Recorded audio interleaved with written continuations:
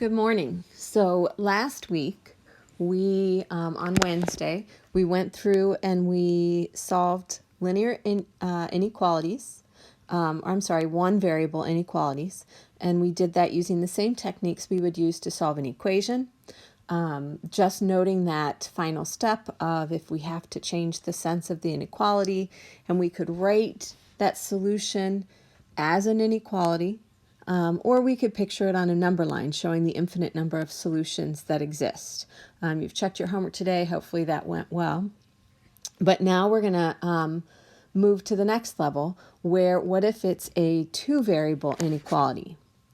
And in doing this and in solving or looking for a set of solutions for a two variable inequality, we can no longer just solve like we do for an equation. We have to actually picture the solution, just like we did when we looked at equations in a linear relationship. So like y equals mx plus b, we would show a picture of a line that pictured all the possible solutions.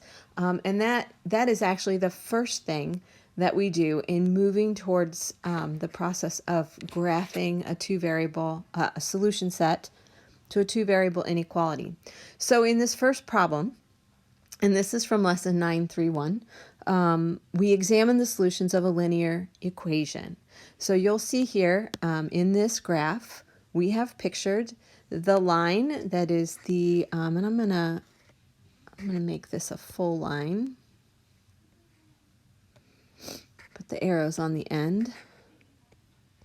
This is my snapshot from a Desmos graphing calculator. So we've got the graph of this equation, y equals negative 2x plus 3, y-intercept at 3, slope of negative 2, so down 2 and over 1. And they're asking, is the point negative 1, 5 a solution to this equation? And how can you tell by looking at the graph? Well, certainly we could go to the point negative 1, 5 and see that it is on the line. And how can you tell by using the equation? We can simply plug the x and the y into the equation and determine if the two sides are equal. And we see that they are. So the key is that that point is a solution because it makes the equation true. Is the point 2, negative 1? 2, negative 1. It looks like it is on the line. We can justify that by using the equation. We put negative 1 in for y. We put, this is a negative 2 times 2 plus 3, and we see what we get.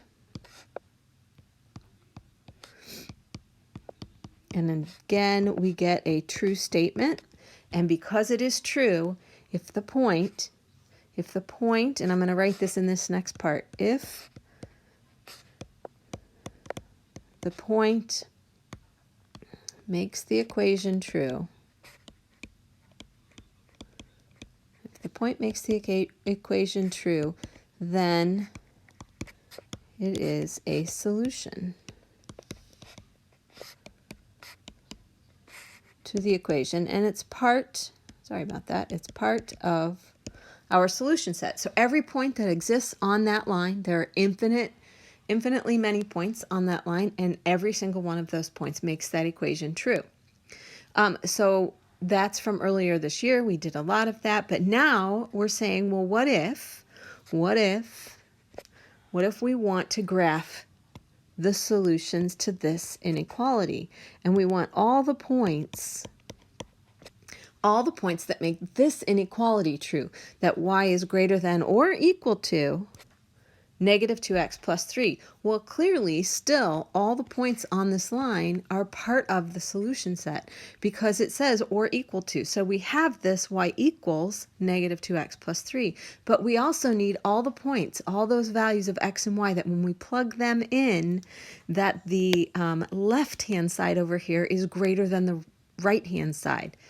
Now, excuse me, it seems intuitive that it possibly could be all the values that are above the line, not below the line. But again, because of this tilt of the line, Maybe that's not necessarily true, but all we need to do is pick a point. We're going to test 2 points.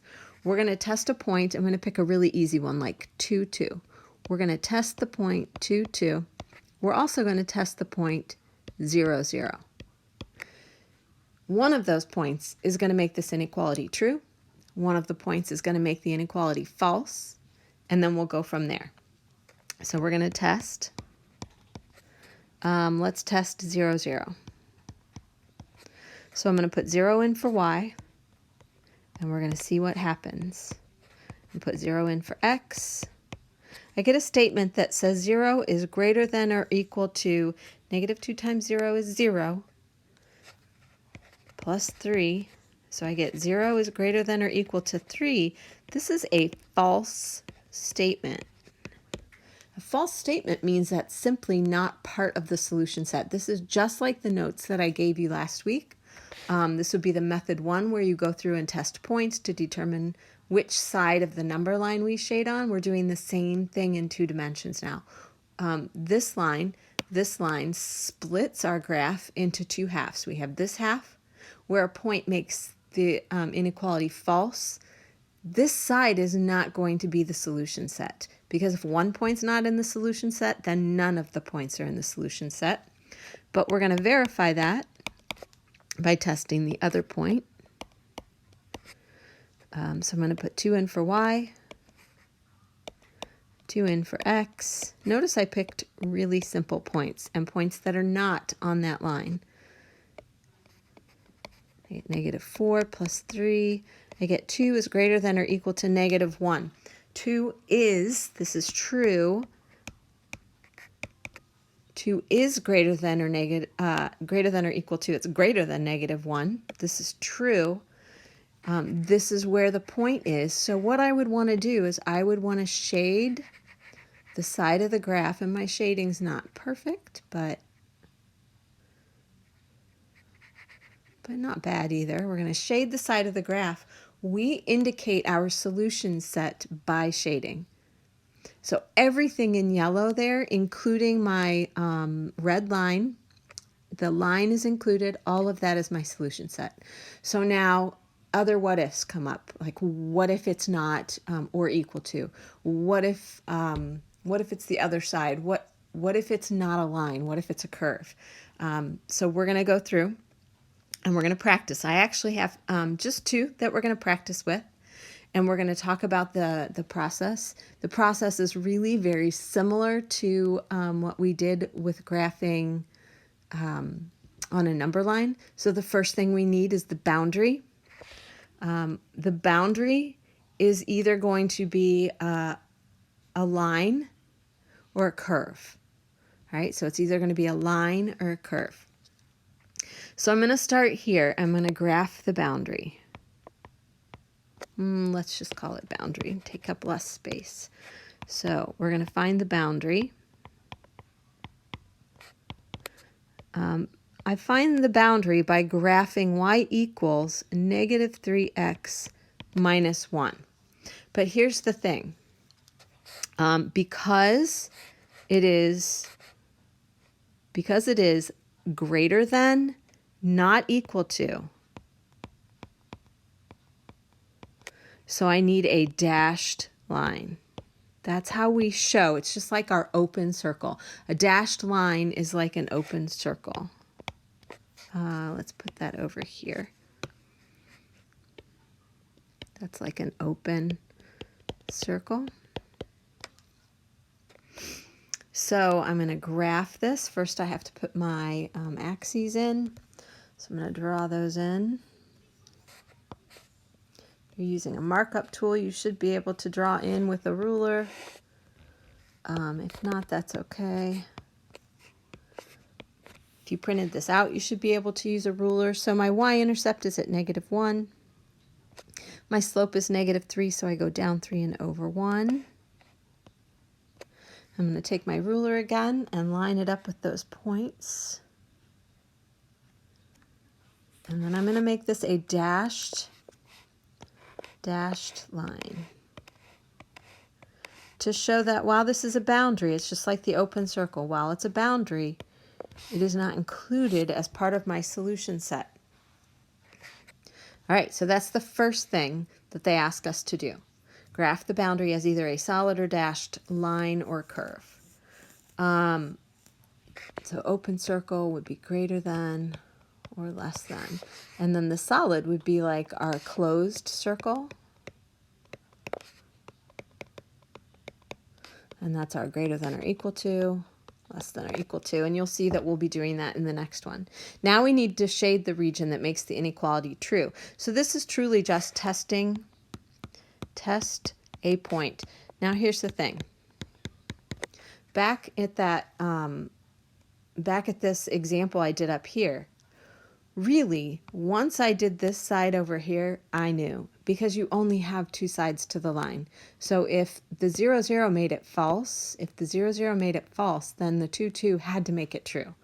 So you can just test a single point. Now in this situation, I'm going to test 0, 0 because 0, 0 is not on my boundary line. Now it's close, but it is not on it, and it is the easiest point to test.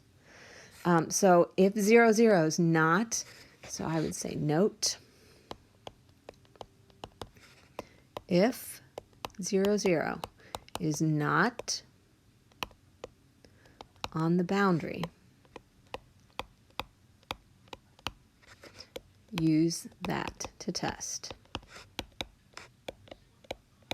That's my side note there.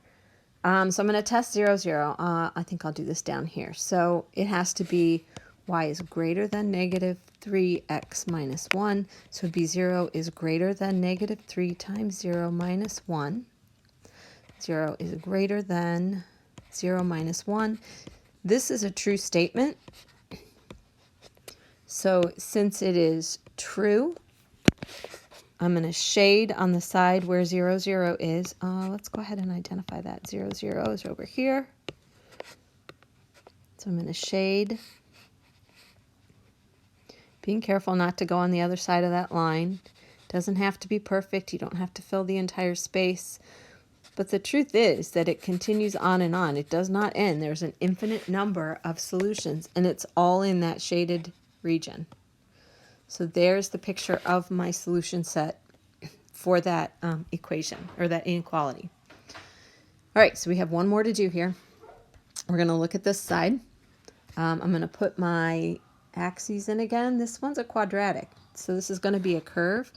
Let's fix that. Make it with a line.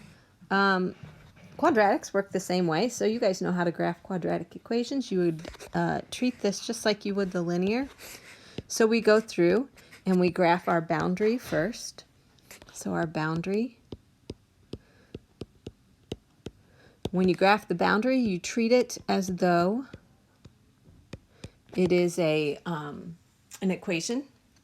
In this situation, I actually know, because there's no b term, I'm looking at, and you might have to go through a little bit more. I can put this into factored form.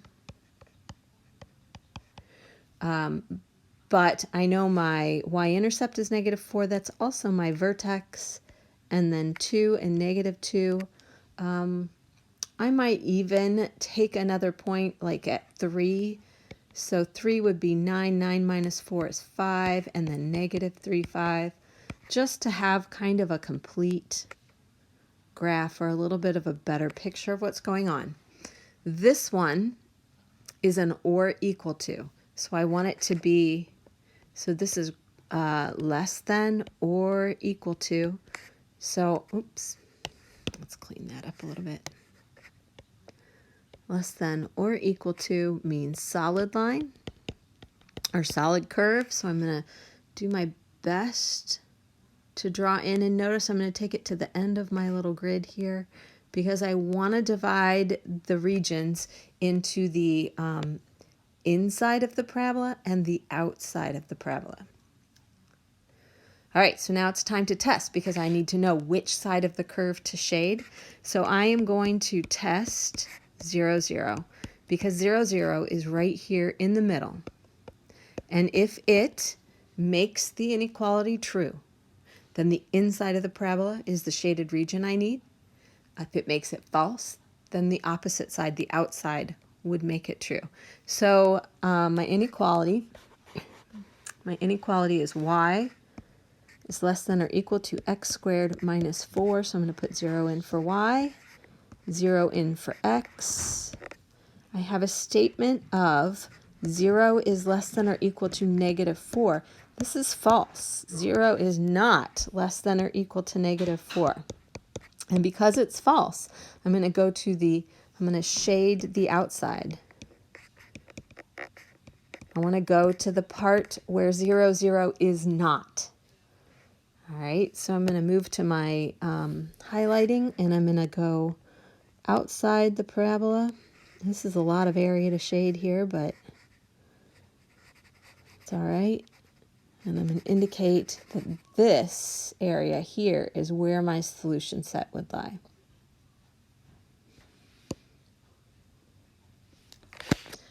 All right, so those are two examples of how you graph the solution set or graph the solution to a two-variable inequality. I did include notes on your third page here that take you step by step through everything that I just did with some examples. So you want to reference those. You can have those open and you can be referencing those and go back through what I did as you move to doing your homework, which is an attached worksheet. We will move forward with this on Wednesday, and we will be graphing systems of inequalities. So work on this and have it done for Wednesday, and we're going to add another layer to it then. All right, until next time.